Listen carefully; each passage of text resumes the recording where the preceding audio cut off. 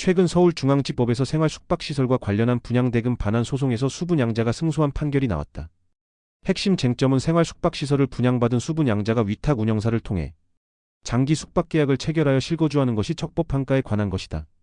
피고 측은 위탁운영사를 통한 장기 숙박계약이 가능하고 실거주 또한 문제가 되지 않는다는 논리를 주장했으나 법원은 이를 받아들이지 않았다.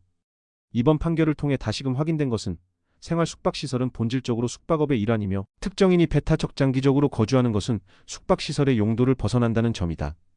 법원은 숙박시설이란 불특정 다수의 고객에게 비교적 일시적으로 시설을 제공하는 것을 전제로 한다고 명확히 판시하였다.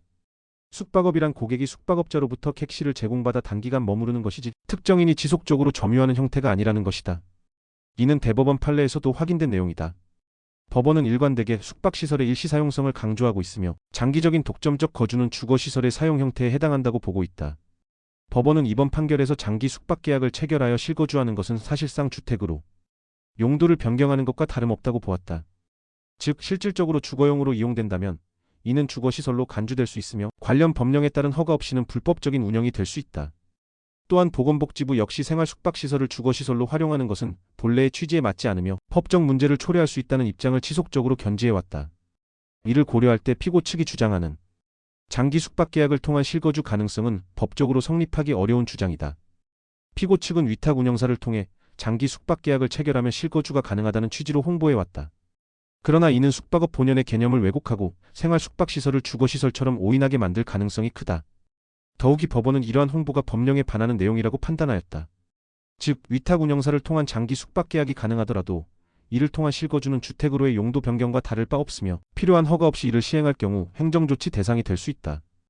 이는 단순한 법적 해석의 문제가 아니라 실제로 생활숙박시설이 원래의 용도를 벗어나 주거용으로 변질될 경우 발생할 행정적, 법적 리스크를 의미한다.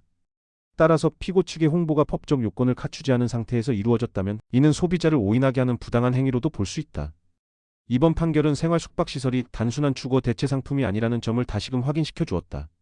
생활숙박시설은 엄연히 숙박시설이며 주거 목적의 장기 거주는 본래의 용도와 충돌할 수밖에 없다. 위탁운영사를 통해 장기 계약을 맺는다고 하더라도 실질적으로 주거 형태로 운영된다면 이는 법적으로 허용되지 않는다. 관련 법령 및 행정조치를 고려할 때 생활숙박시설을 주거용으로 활용하는 것은 향후 법적 문제로 이어질 가능성이 높다. 따라서 이번 판결을 통해 생활숙박시설을 단순한 주거 대체제로 오인하고 분양받는 일이 없도록 주의해야 한다. 또한 피고 측과 같은 허위과장 홍보로 인해 피해를 입지 않도록 계약 체결 시 법적 해석과 실제 운용 가능성을 철저히 검토해야 할 것이다.